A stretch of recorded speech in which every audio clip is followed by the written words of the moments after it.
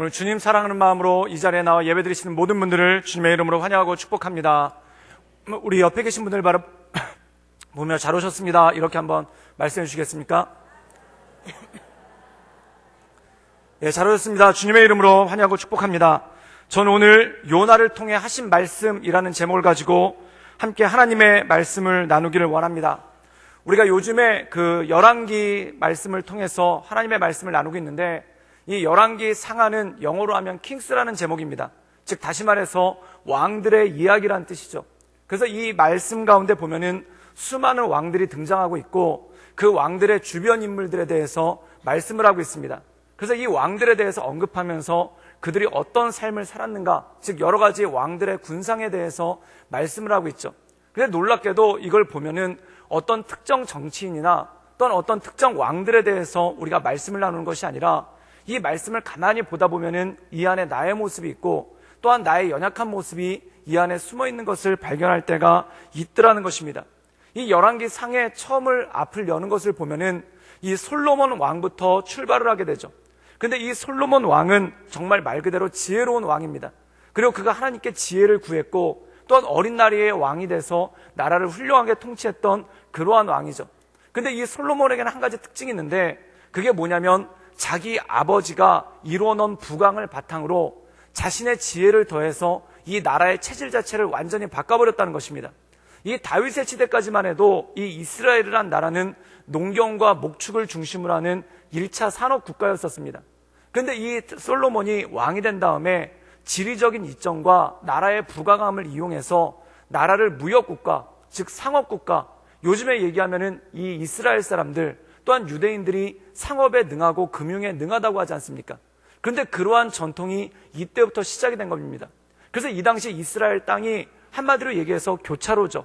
유럽과 아시아와 아프리카가 이 세 대륙이 지나가는 그 교차로가 바로 이 이스라엘 지역인데, 거기에 많은 도시들을 건설하고 또한 항구를 건설하고 그리고 길을 건설해서 수많은 물자들이 잘 유통될 수 있도록 하는 그러한 무역국가로 발전을 시켰다는 것입니다.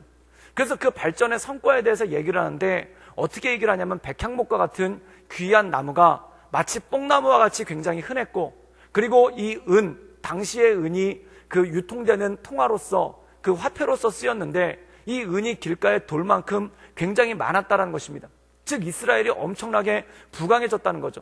그런데 이른 나이에 성공한 사람들은 한 가지 특징이 있는데, 그게 뭐냐면 근심이 많아집니다. 그 근심이 뭐냐면 자기가 이뤄놓은 것을 잃어버릴까봐 염려가 되고, 또한 자기가 이뤄놓은 것이 사라질까봐 그것에 근심이 되는 경우가 굉장히 많다는 것입니다. 그래서 우리가 연예인들 보면은 연예인들 중에 10대 때 굉장히 큰 인기를 구가했던 그러한 사람들이 있습니다. 그래서 어떤 배우들 같은 경우에는 이미 10대, 20대 초반의 나이에 인생의 정점에 올라가는 그러한 경우가 있죠. 그럼 이 인생의 정점에 올라가고 나면은 그 다음부터 두려운 게 뭐냐면 떨어질 게 두렵다는 것입니다. 그래서 떨어질 게 두렵다 보니까 마음 가운데 초조함이 있고 또한 마음 가운데 염려가 있죠. 그래서 가만히 보면은 이 천재들 가운데 굉장히 어려움을 겪는 사람들이 많은 이유가 뭐냐면 이른 나이에 올라갔기 때문에 그 다음부터는 떨어질 것밖에 없죠. 그러다 보니까 마음에 불안함이 많아서 이 인기가 있었던 연예인들 가운데 마약에 빠지거나 또는 술에 취하거나 또한 기행을 일삼는 그러한 사람들이 굉장히 많더라는 것입니다. 그 이유가 뭐냐면 마음 가운데 두려움이 있고 또한 마음 가운데 근심이 있기 때문에 그렇죠. 그래서 우리나라에서도 한자 성어 중에 보면은 복이 아닌 것 중에 하나가 뭐냐면 소년초시라는 말이 있습니다. 이 소년초시가 뭐냐면은 소년 시절에 과거에 합격하면은 제명에 죽지 못한다라는 그러한 말이 있습니다. 그래서 이게 절대 복이 아니라는 거죠. 즉 어린 시절부터 두각을 드러내는 게 절대 복이 아니라는 겁니다.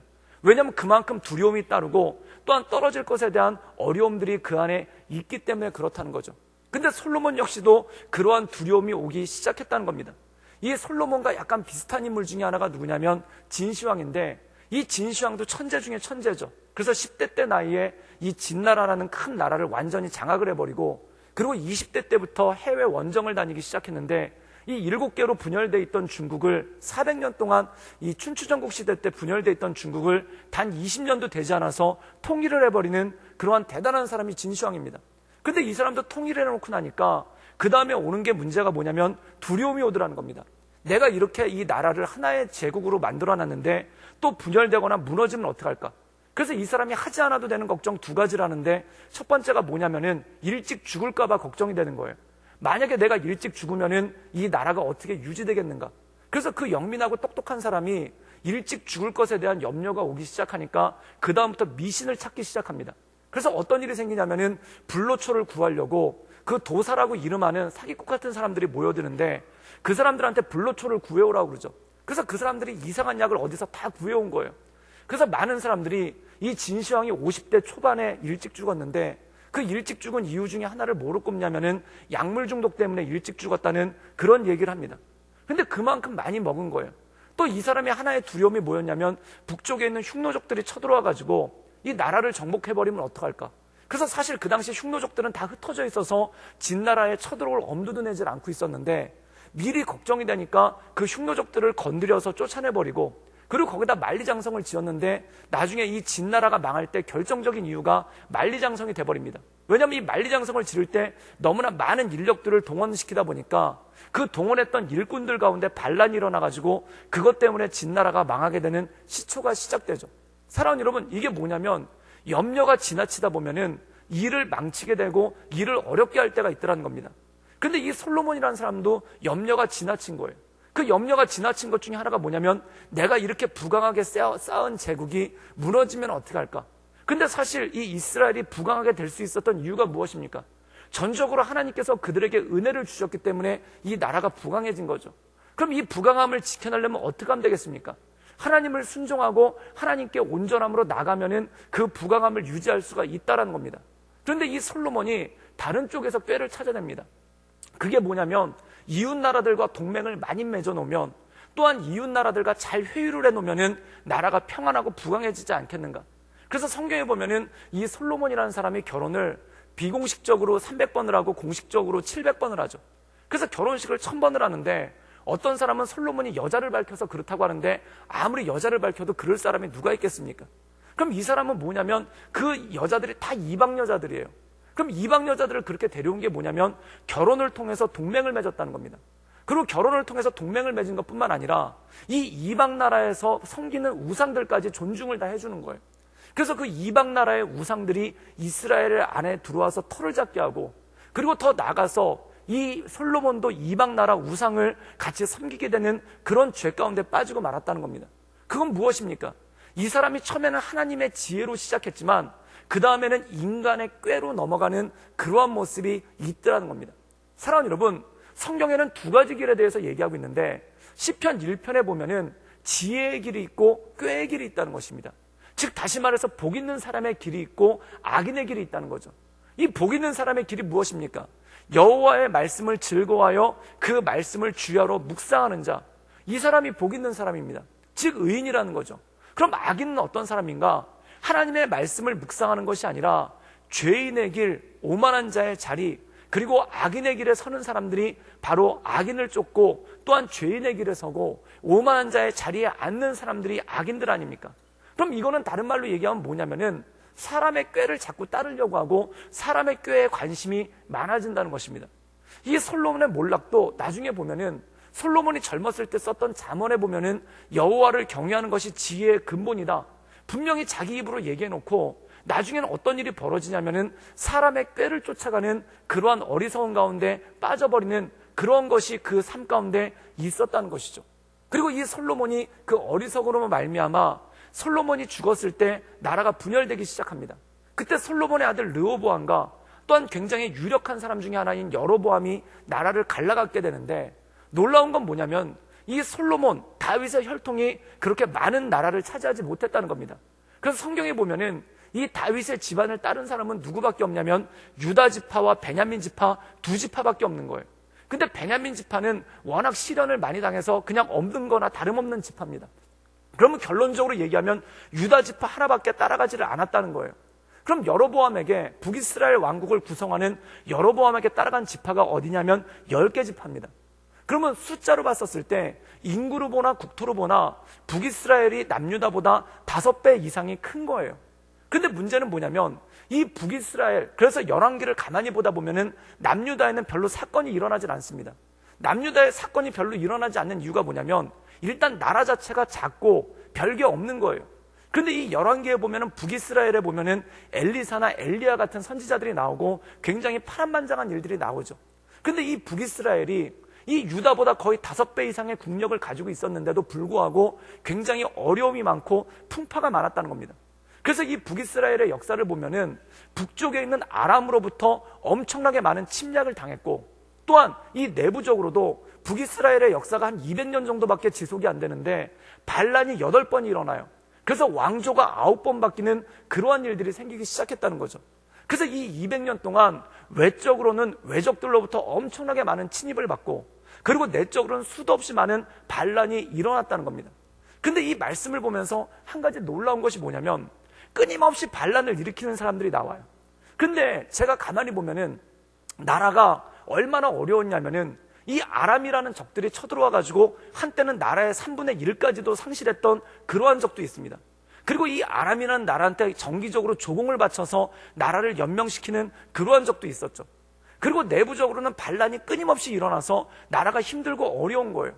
그러면 제가 가만히 볼 때 그 나라 왕이다라고 하면은 저 같으면 안 하겠어요. 그 이유가 뭐냐면 외적으로 침략이 그렇게 많고 그 다음에 내적으로 반란이 그렇게 많은데 왕위를 하는 것이 그게 쉬운 일이겠습니까? 굉장히 어렵고 힘든 일이라는 겁니다.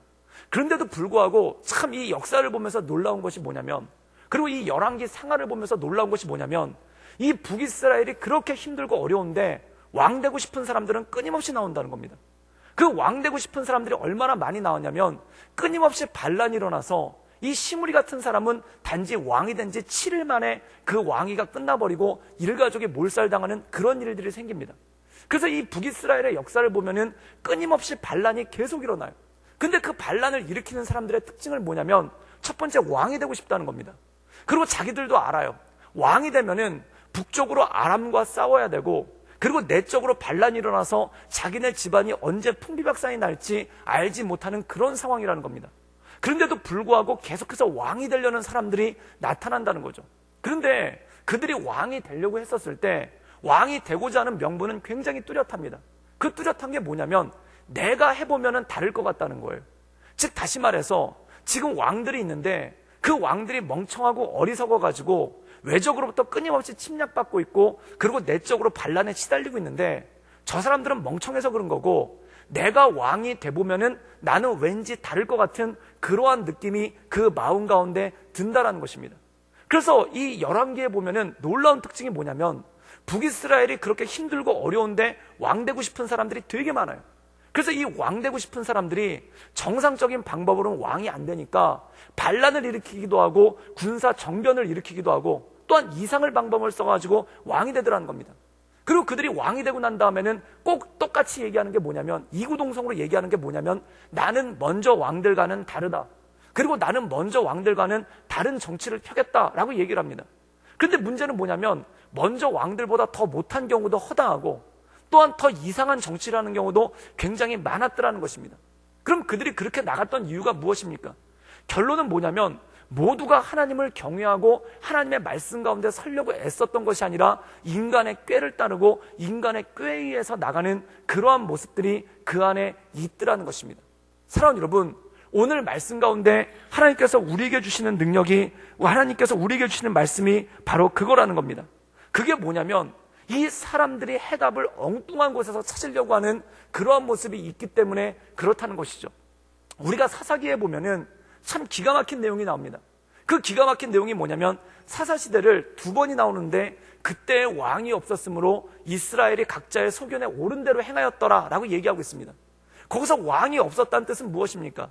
진짜 통치하는 인간의 왕이 없었던 게 아니라 어떤 왕이 없었냐면 마음의 왕, 즉 하나님을 왕으로 섬기지 않아서 백성들이 각자 알아서 나갔다는 겁니다. 그럼 사사기를 보면은 그 사사기 시대 때 이스라엘 백성들이 이민족들로부터 그렇게 엄청난 고통을 당한 이유가 무엇입니까? 한마디로 얘기해서 하나님을 섬기지 않고 이방신들을 섬기고 또한 하나님을 섬기지 않고 각자 자신의 옳은 행위대로 나갔기 때문에 그런 고통을 당하지 않습니까? 그런데 사무엘 상에 보면은 이 사사기가 끝나는 시점인 사무엘 상에 보면은 백성들이 엉뚱한 얘기를 합니다. 그 엉뚱한 얘기가 뭐냐면 우리나라의 이방 나라처럼 왕이 없기 때문에, 그리고 우리나라에 이방 민족처럼 왕권 통치가 없기 때문에 우리나라가 늘 침략을 당한다는 거예요. 그래서 그들이 뭘 요구하냐면은 왕을 달라고 요구한다는 겁니다. 사랑하는 여러분, 이게 뭔가요? 어떤 문제에 있어서 해답을 엉뚱한 것에서 찾는다는 거예요. 이 성경을 보면 너무나 정확하게 말하고 있지 않습니까?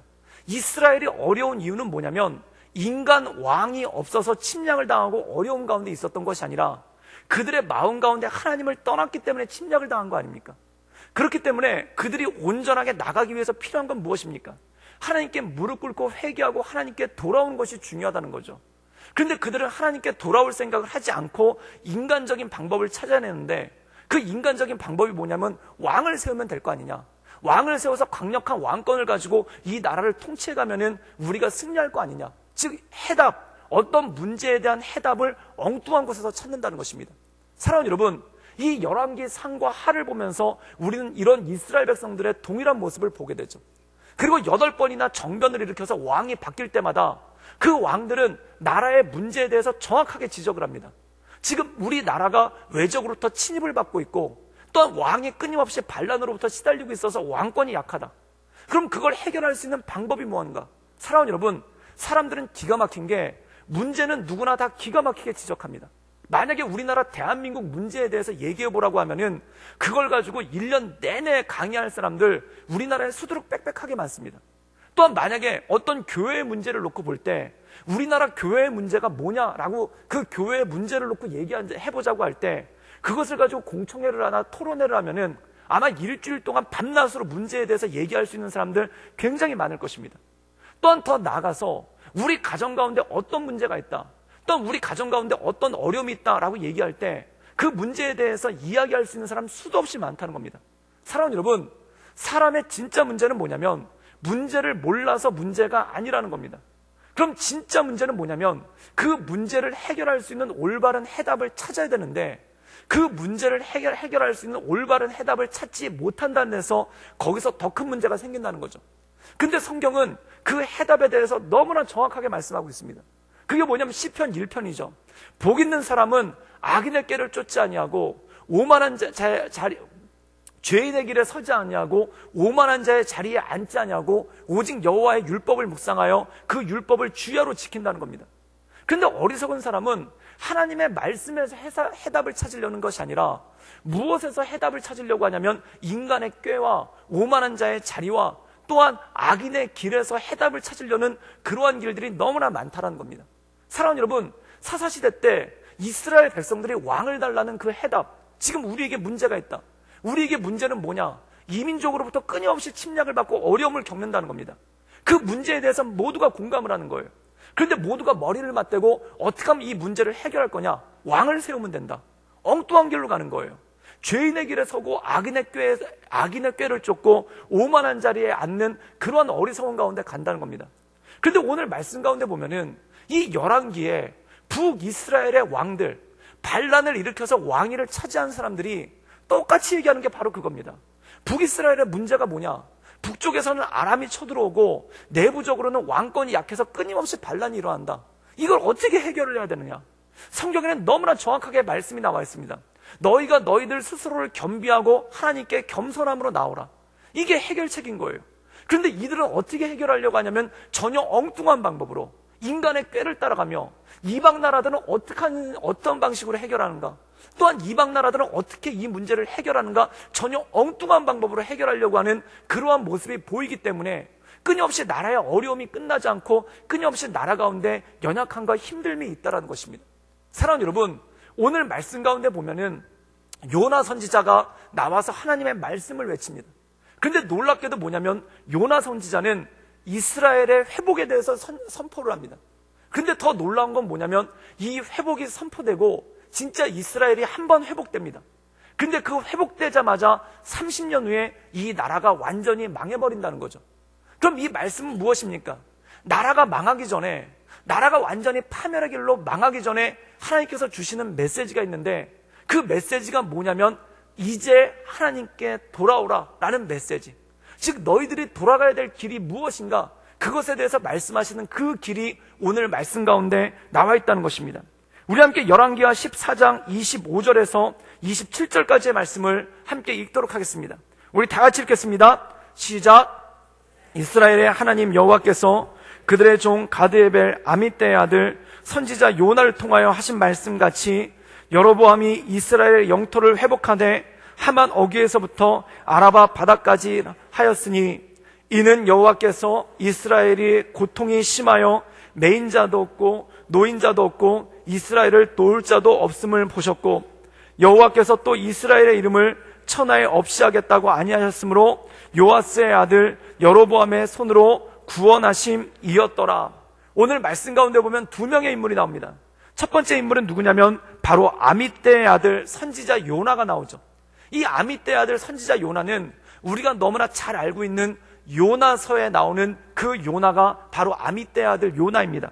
그리고 이 아미떼의 아들 선지자 요나가 활동했었을 때 북이스라엘의 왕이 있었는데 이 북이스라엘의 왕은 누구냐면 여로보암 2세입니다. 여로보암 1세는 우리가 너무나 잘 알고 있듯이 이스라엘에게 우상을 가져왔다가 죽임을 당했던 그 왕이 여로보암 1세고 오늘 나오는 여로보암 2세는 요아스의 아들 여로보암 2세라는 거죠. 그런데 이 이스라엘이 굉장히 어려움에 처했었습니다. 그 이유가 뭐냐면 우리가 지난주에 이 아람의 새로운 왕 하사엘에 대해서 얘기를 했는데 이 하사엘이 진짜 왕이 됩니다. 그리고 그가 왕이 된 다음에 어떤 일이 되었냐면 북이스라엘에 대대적으로 침공을 해오죠. 그런데 그 침공이 얼마나 어려웠냐면 이스라엘 전체 영토의 3분의 2를 잃어버릴 정도로 큰 어려움에 빠지고 또한 수많은 이스라엘 백성들이 포로로 잡혀가거나 또는 엄청나게 끔찍하게 학살을 당하는 그런 일들이 생겼다는 겁니다. 그러고 난 다음에 이 아람의 왕 하사엘이 죽고 난 다음에 그 다음에 누가 왕이 되냐면 북이스라엘에는 요아스라는 사람이 왕이 됩니다.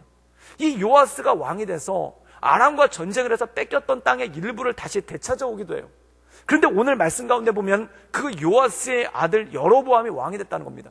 이 요아스의 아들 여로보암이 왕이 됐을 때 그때 선지자 요나가 나와서 뭐라고 얘기를 하냐면 하나님께서 이스라엘의 영토를 회복시켜 주실 것이다. 근데 그 회복시킬 영토가 어디냐면은 하맛 어귀에서 아라바 바다까지 회복시킬 것이다. 이 하맛 어귀에서 아라바 바다까지라고 얘기하면 우리나라로 치면 압록강부터 두만강까지 이런 뜻입니다. 즉 북방의 영토를 아람에게 뺏겼던 북방의 영토를 대부분을 다 회복을 시켜주시겠다는 거죠. 그런데 이 하맛 어귀에서 아라바 바다까지가 어느 정도 크기냐면은 이 솔로몬이 차지했었던 즉 이스라엘 최전성기의 영토를 여로보암 2세 때 회복시켜 주실 거라는 거예요. 그런데 사랑하는 여러분, 이 영토가 회복됐을 때는 한 가지 배경이 있습니다. 그 배경이 뭐냐면 이스라엘 북쪽에 아람이라는 강대국이 있는데 이 아람이 그 당시에는 중동 지방에서 최절정의 강대국이었어요. 그런데 어떤 문제가 생기냐면 아람 북쪽에 아수르라는 나라가 일어나기 시작합니다. 근데 이 아수르가 계속 부강해지기 시작하면서 어떤 일이 벌어지냐면 아람을 침공해 오기 시작하는 거예요. 그래서 아람이 이 아수르를 막기 위해서 남쪽에 있었던 군대, 북이스라엘과 전쟁을 하기 위해서 남쪽으로 보냈던 군대를 북쪽으로 돌려가지고 이 아시리아와 전쟁, 아수르와 전쟁을 하는데 그 전쟁에서 크게 집니다. 그래서 이 아수르가 수도까지 함락을 당하고 왕이 도망을 가는 그런 어려운 가운데 빠졌다는 거죠. 그때 이 여로보암 2세가 군대를 일으켜서 그리고 아시리아와 동맹을 맺어서 군대를 일으켜서 이 아람의 남쪽을 치고 올라가서 정말 말 그대로 하맛 어귀부터 아라바 광야까지 모든 것을 차지하는 그런 일이 있었다는 겁니다. 그때 북이스라엘 백성들이 너무 행복했죠. 그래서 그들이 만세를 부르면서 이제 우리나라가 회복되는구나. 옛날에 우리 조상들이 가지고 있었던 솔로몬의 영토까지 이제 우리가 다 회복하는구나 라고 만세를 불렀다는 겁니다. 그런데 중요한 게 뭐냐면 하나님께서 이 영토를 회복시켜 주신 것이 이스라엘 백성들에게 주는 마지막 기회였다는 겁니다. 그리고 하나님께서 이 영토를 회복시켜 주신 것이 이스라엘 백성들에게 주는 마지막 메시지가 그 안에 있었다는 거죠. 그럼 그 마지막 메시지가 무엇이겠습니까? 우리 열왕기하 14장 26절과 27절에 보면 이런 말씀이 나옵니다. 이는 여호와께서 이스라엘의 고난이 심하여 매인자도 없고 노인자도 없고 이스라엘을 도울 자도 없음을 보셨고, 즉 이스라엘이 수많은 고난 가운데 있어서 이스라엘이 스스로 일어날 힘이 없다는 걸 아셨다는 겁니다. 그리고 열왕기하 14장 27절에 보면은 또 이스라엘의 이름을 천하에 없이 하게 하고 아니하셨으므로 요아스의 아들 여로보암의 손으로 구원하심이었더라. 즉 여기서 하나님의 구원하심의 역사가 나타나는데 이것은 여로보암의 능력이 뛰어났기 때문도 아니고, 또한 아수르가 이 아람을 쳤기 때문도 아니라는 겁니다. 그럼 전적으로 이 이스라엘이 하맛 어귀에서 아라바 바다까지 회복될 수 있었던 이유가 무엇인가? 하나님이 그들에게 은혜를 베푸셨기 때문에, 또한 하나님께서 그들에게 권능을 베푸셨기 때문에 일시적으로 영토가 회복되었다는 겁니다. 그럼 이스라엘 백성들 입장에서는 뭐냐면, 자기들 나라가 강대하지도 않아요. 또한 자기들이 얼마 전에 아람에게 크게 졌기 때문에 나라의 국력이라는 것도 굉장히 피폐했다는 겁니다. 그런데 그럼에도 불구하고 솔로몬 시대의 영토를 회복했다는 거예요. 사랑하는 여러분, 사람에게 한 가지 특징이 있는데, 내 능력 이상의 일이 나타났을 때 사람은 두 가지 길로 가게 되는 것을 보게 됩니다. 즉 다시 말해서 내 능력이 아닌데 그거를 하는 사람이 있고, 내 능력이 아닌데 그것을 뛰어넘는 사람이 있다는 거예요. 그러면 내 능력이 아닌 걸 하게 됐을 때 사람에게는 두 가지 길이 생기는데, 첫 번째 길은 뭐냐면 교만해진다는 겁니다. 그게 뭐냐면 이건 내 능력의 일이 아니에요. 예를 들어서 내 능력으로는 100만 원 정도밖에 벌 수 없는 능력이에요. 그런데 어느 날 내 능력 밖으로 1000만 원의 돈이 벌렸다는 겁니다. 그러면 그때 사람이 어떤 마음을 가지냐면, 첫 번째 품는 생각이 뭐냐면 교만해진다는 겁니다. 그게 뭐냐면 하나님의 은혜로 말미암아서 나한테 1000만 원이 왔다라고 생각하는 게 아니라, 내 능력이 여기까지인가 보다, 이렇게 생각을 한다는 거예요. 내가 능력이 있기 때문에, 내가 힘이 있기 때문에 내가 이거를 가져왔나 보다 라고 생각을 한다는 겁니다. 사랑하는 여러분, 어떤 심리학자가 이 복권에 붙은 사람들에 대해서 연구를 했다는 겁니다. 그런데 복권에 붙은 사람들의 연구를 보면은, 여러분 사실 복권을 할 때 거기서 내 힘과 정성과 뜻으로 되는 게 얼마나 있겠습니까? 제가 군대에 있을 때 우리나라 대한민국에 로또가 처음 나왔었는데, 그때 로또가 처음 나왔었을 때 상금이 1등이 50억이었어요. 그래서 제가 군대에 있을 때 그 얘기를 듣고 흥분했던 적이 있습니다. 근데 어떤 사람이 그 다음날 나왔던 뉴스가 뭐냐면은, 어떤 뉴스가 나왔냐면 로또 때문에 생긴 기상천외한 일들이 생긴 거예요. 그 기상천외한 일 중에 하나가 뭐냐면, 어떤 사람이 4천만 원어치 로또를 샀다는 거예요. 왜냐면 확률적으로 하면은 하나를 사면은 그게 확률이 뭐냐면, 어떤 사람이 벼락을 맞고, 아이고 벼락이야, 그리고 벼락에 맞고 쓰러졌다가 벌떡 일어나서 벼락 맞았으니 병원에 가야지. 그래서 병원에 뚜벅뚜벅 걸어가다 벼락을 한 번 더 만질 확률이 로또 50억이 될 확률이라는 거예요. 한 장을 사면 그렇다는 겁니다. 그런데 한 장을 사면 그거밖에 안 되는데 4천만 원어치를 사면은 그 확률이 훨씬 줄어드는 거 아닙니까? 그래서 어떤 사람이 전 재산을 털어가지고 4천만 원어치 로또를 샀는데 어떤 일이 생겼냐면 로또가 안 됐다는 거예요. 그런데 더 놀라운 건 뭐냐면, 그때 50억짜리 로또가 된 사람이 있는데 그 사람은 어떻게 됐냐면은, 누가 로또를 그냥 선물로 줬대요. 누가 로또를 선물로 줬는데 자기가 자기 돈으로 산 것도 아니고, 어디 누가 로또를 선물로 줘가지고 그거 한 장 들렁들렁 달고 다니다가, 그러다가 번호를 보니까 확인이 된 거예요. 여러분 그때 그 4천만 원 주고 산 사람은 얼마나 억울하겠습니까? 그런데 특징이 뭐냐면, 로또가 됐었을 때, 복권에 붙었을 때 내 노력과 힘과 뜻과 정성으로 로또가 된 사람이 얼마나 있겠습니까? 전무하다고 봐야 되는 거 아닙니까? 사실 내가 그 로또를 가지고, 제가 어떤 광고를 보니까 로또를 분석을 해서 맞힌다는 시스템이 있더라고요. 그리고 얼마 있다 그것이 사기라고 다 밝혀졌어요. 그런데 로또를 샀었을 때 내 힘과 내 능력과 내 지혜와 내 힘으로 로또에 붙을 확률이 얼마나 있겠습니까? 한마디로 얘기해서 제로인 거예요. 그런데 그럼에도 불구하고 사람들이 로또에 붙잖아요. 그러면 제일 먼저 오는 첫 번째 반응이 뭐냐면 굉장히 교만해진다는 겁니다. 굉장히 교만해지는 이유가 뭐냐면, 나는 원래 운이 타고난 사람이야. 나는 원래 너희들과 종자가 다른 사람이야. 그래서 얼마나 교만해지는지, 로또가 되면은 제일 먼저 하는 게 뭐냐면 친구부터 끊어지기 시작하고, 물론 다른 친구들이 그를 끊는 게 아니라 그가 친구를 끊는다는 거예요. 왜냐면 이제 나는 재산가기 때문에 너희들과 수준이 안 맞아. 옛날에 너희들과 머리 맞대고 앉아서 국밥 먹던 옛날의 나가 아니야. 이제 호텔 가서 스테이크 먹을 거야. 이러면서 친구들을 먼저 끊어버린다는 겁니다. 그리고 더 놀라운 게 뭔지 아십니까? 남편이 로또가 됐는데 아내한테 로또를 안 알렸대요. 그리고 아내가 로또가 됐는데 남편한테 로또 된 걸 안 알렸다는 거예요. 그러나서 어떤 일이 벌어지면 좀 있다가 이혼하자는 통보서가 왔다는 거예요. 그게 뭐냐면, 그동안은 내가 돈이 없어서 당신이랑 같이 살았는데 이제 내가 돈이 많아져서 수준이 달라졌으니까 당신이랑 같이 못 살겠다는 거예요. 그런데 이게 남녀노소 동서양을 막론하고 로또 붙은 사람들 가운데 나타나는 일반적인 현상 중에 하나라는 것입니다. 사랑하는 여러분, 로또 되더라도 교회 옮기시지 않기를 주님의 이름으로 축원합니다. 내가 로또가 됐는데 저 수준 낮은 목사 설교를 들어야 돼? 이래가지고 교회 옮기시는 분들 없기를 바랍니다. 그런데 그게 되면 어떤 생각이 나냐면 내가 달라졌다고 느끼는 거예요. 마찬가지라는 겁니다. 교만해진다는 겁니다. 그 로또가 됐을 때 자기 힘과 능력과 정성과 뜻으로 된 게 뭐가 있겠습니까? 아무것도 없음에도 불구하고 교만해진다는 거예요. 왜냐하면 됐으니까. 수백억의 자산이 생겼으니까, 수십억의 돈이 생겼으니까 교만해진다는 거예요. 그러면 교만해지면 어떻게 되는가? 교만의 길로 간다는 겁니다. 그런데 반대의 사람들이 있는데 내가 100만 원 벌 능력밖에 안 되는데 1000만 원을 벌게 된 거예요.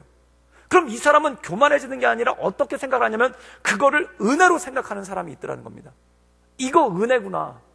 그래서 제가 깜짝 놀란 일이 있었는데 미국에서 어떤 사람이 로또에 붙었는데 그 사람이 자기 재산의 반을 가지고 구제하는 데 썼더라고요.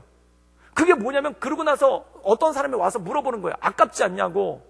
그렇게 수백억의 자산이 생겼는데 그 반을 갖다 털어가지고 구제를 하면 아깝지 않냐고 물어봤더니 이 사람이 뭐라고 했냐면 어차피 내 노력 없이 생긴 거 아닙니까? 내 노력 없이 생긴 거니까 이거는 전적인 은혜니까 좋은 데 써야 되지 않겠습니까? 라고 얘기를 했더라는 거예요. 근데 저도 그 얘기를 듣고 깜짝 놀랐어요. 그게 뭐냐면 만약에 하나님께서 저에게 로또를 붙여주셔서 100억을 주시면 전 뭐라고 있을까? 제가 그때 하나님께 헌신하고 결단했습니다. 그게 뭐냐면 100억이 생기더라도 목회의 길을 떠나지 않게 하여 주시옵소서. 100억이 내가 그동안엔 돈이 없어서 목회했지 내가 100억 생겼는데 목회를 왜? 이런 일이 없도록 해주십시오. 사랑하는 여러분, 뜻밖의 자산이 생기면은 그때 사람의 본색이 나오는 거예요. 뜻밖의 축복이 오면, 뜻밖의 응답이 오면, 또한 뜻밖의 좋은 일들이 생기면 어떤 일이 생기냐면은 자신의 본성이 나오는 거예요. 근데 그 본성 중에 어떤 사람은 교만함으로 가는 사람이 있고 어떤 사람은 거기서 하나님의 은혜인 것을 발견하면 나가는 사람이 있더라는 것입니다. 사랑하는 여러분, 여러분에게 뜻밖의 좋은 일이 생겼을 때 교만하지 않기를 주님의 이름으로 축원합니다. 그럼 악인의 꾀로 가는 겁니다. 악인의 꾀로 가서 넘어지기 시작하는 겁니다. 이때 여로보암 때 북이스라엘이 국력이라고는 지지리도 없었어요. 또한 나라에 제대로 된 군대도 없었고 나라에 제대로 된 성도 없었고 전쟁에 피폐되어가지고 먹을 쌀도 변변치 않았던 것이 북이스라엘입니다. 근데 어느 날 갑자기 솔로몬에게 줬던 영토를 다 회복하게 된 거예요. 그때 어떤 마음이 들기 시작했느냐? 이거는 내 능력이 아니지 않습니까? 내 힘이 아니지 않습니까? 한마디로 말해서 하나님께서 그냥 주어주신 거예요. 그러면 이들이 무엇을 따라가야 되는가? 그리고 하나님께서 미리 뭐라고 말씀하셨냐면 선지자 요나를 통해서 내가 너에게 너의 힘이 아닌 너의 능력이 아닌 너의 뜻이 아닌 내가 이 영토를 너에게 주겠다라고 미리 말씀까지 해주신 거예요. 그런데 이들이 어떻게 했냐면 그 영토를 회복하고 난 다음에 교만하기 시작했다는 겁니다. 즉 은혜를 은혜로 여기지 않고 은혜를 마치 자신의 능력처럼 여기고 은혜를 마치 자신의 힘으로 여기고 은혜를 마치 자신에게 주어진 뭔가로 여겼다는 것입니다. 그때 어떤 일이 발생하게 되냐면 교만 가운데 빠지고 말았다는 것이죠. 사랑하는 여러분, 교만 가운데 빠졌을 때 하나님께서 마지막으로 주신 이 기회를 날려버리고 어떤 일 가운데 나가고 말았는가? 결국 그들이 여로보암 2세 시대가 끝나고 또 반역이 끊임없이 일어나고 채 30년이 되기 전에 아시리아에게 나라의 뿌리도 남지 않을 정도로, 그래서 이 아시리아에게 멸망당하고 이 이스라엘의 열집하는 흔적도 없이 사라지고 맙니다. 사랑하는 여러분, 그런 패망의 길을 걷고 말았더라는 것입니다. 사랑하는 여러분, 하나님께서 이스라엘을 택하신 이유에 대해서 이렇게 말씀하고 있습니다. 우리 신명기 7장 7절의 말씀을 함께 읽겠습니다. 우리 다 같이 신명기 7장 7절의 말씀을 자막을 통해서 읽도록 하겠습니다. 예, 우리 다 같이 읽겠습니다. 시작. 여호와께서 너희를 기뻐하시고 너희를 택하심은 너희가 다른 민족보다 수요가 많기 때문이 아니니라. 너희는 오히려 모든 민족 중에 가장 적으니라. 오늘 말씀 가운데 보면 이스라엘을 택한 이유가 뭐냐? 연약하기 때문이라는 거예요. 이스라엘 택한 이유가 뭐냐? 숫자가 가장 적기 때문이라는 거예요. 너희들에게 뛰어난 점이 있어서, 또한 너희들에게 놀라운 점이 있어서, 또한 너희들이 괜찮은 점이 있어서, 너희들에게 능력이 있어서 너희를 택한 게 아니라 아무것도 없기 때문에 택했다는 겁니다.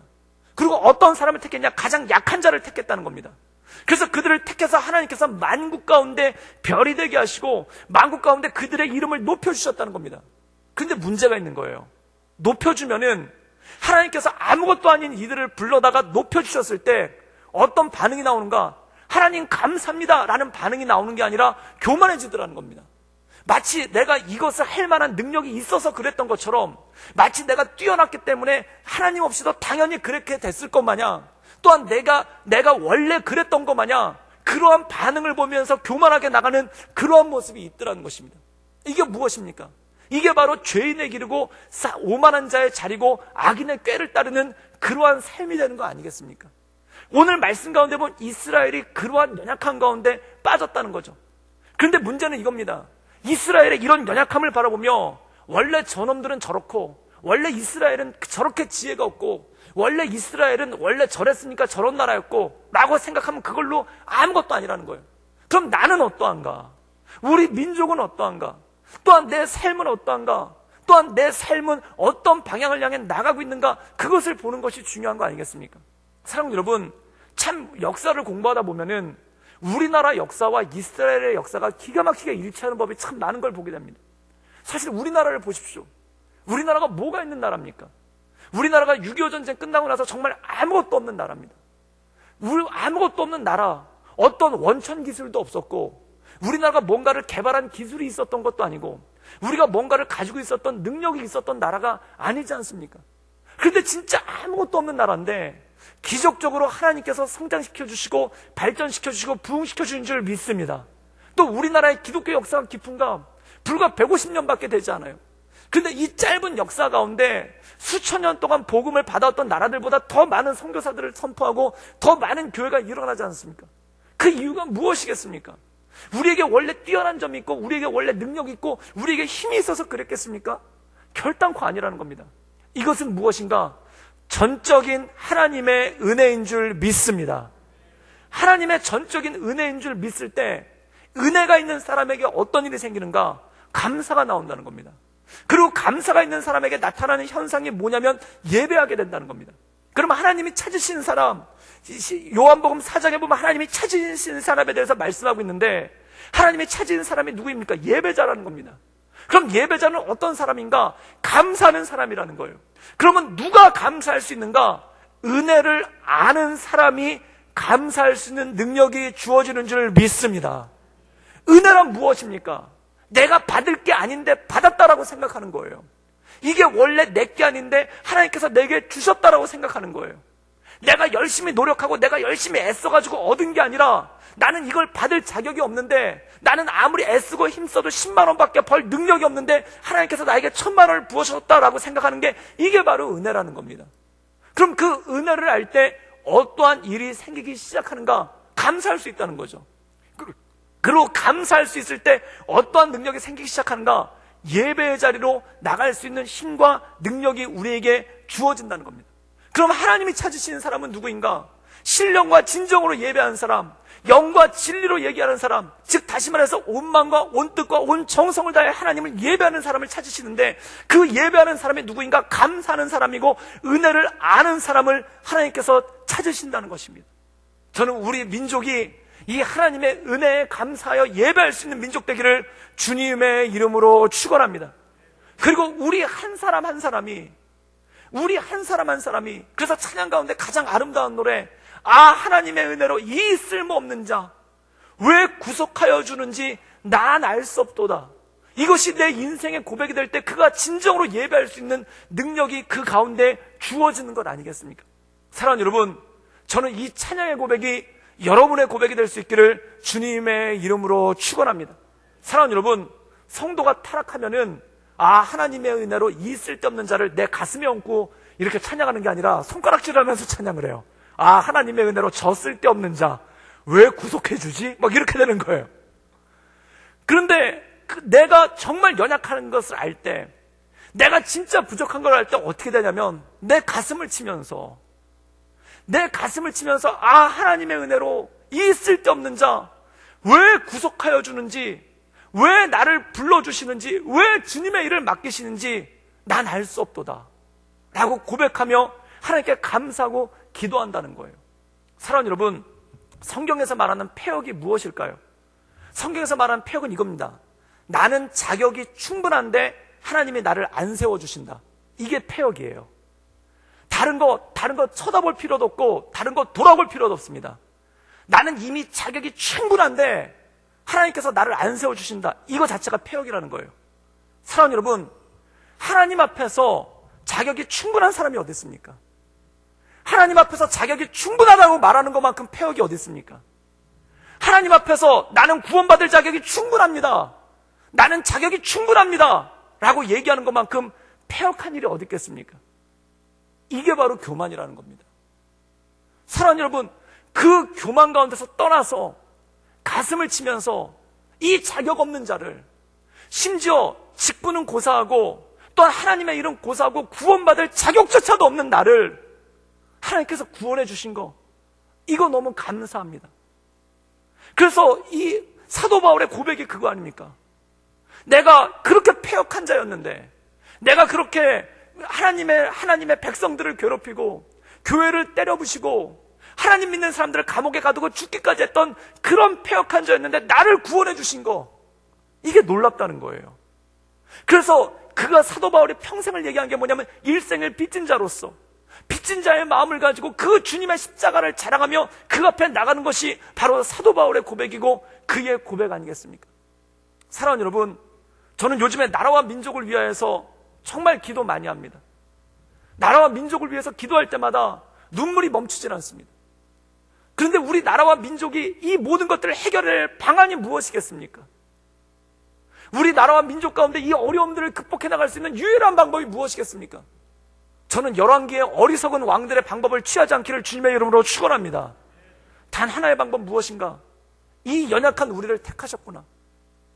은혜를 회복할 때, 은혜를 회복하는 것이 회복의 길이고, 은혜를 회복할 때 감사를 회복하게 되고, 감사를 회복할 때 예배를 회복하게 되고, 예배를 회복하게 될 때 하나님이 찾으시는 그 한 사람으로 서게 되는 건 아니겠습니까? 저는 우리 교회가 은혜를 회복하는 교회 되기를 주님의 이름으로 축원합니다. 제가 은혜를 회복하고 아침마다 기도할 때마다 그 생각이 드는 거예요. 아, 하나님의 은혜로 이 아무 때나 욱하는 자, 이 하나님의 은혜로 아무 때나 상처받는 자, 하나님의 은혜로 아무 때나 승질 부리는 자, 하나님의 은혜로 이 아무 때나 게으른 자, 하나님의 은혜로 말 함부로 하는 자, 하나님의 은혜로 시기와 질투가 가득한 자, 하나님의 은혜로 이 패역한 자가 하나님의 손에 붙잡힘을 받아서 구원받을 뿐만 아니라 목회자로서 쓰임받고 말씀을 전한 자리에 있다라는 거, 이게 참 감사한 거예요.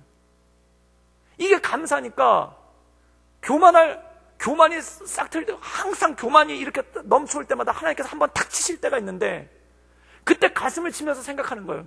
아, 하나님의 은혜로 이 쓸데없는 자. 그럼 결국은 딱 한 가지밖에 안 남더라고요. 하나님 정말 감사합니다. 감사밖에 남지가 않는 거예요. 사랑하는 여러분, 원망과 불평이 왜 나오겠습니까? 감사의 반대가 원망과 불평입니다. 원망과 불평은 뭐냐면, 내가 받을 게 충분한데, 내가 받을 자격이 충분한데, 내가 1,000만 원 받을 자격이 충분한데 100만 원밖에 안 주셨다 라고 생각할 때 원망과 불평이 있는 거예요. 그런데 내가 100만 원밖에 받을 자격이 안 되는데 1,000만 원을 주셨다 라고 생각할 때 그때 은혜와 감사가 있는 거예요.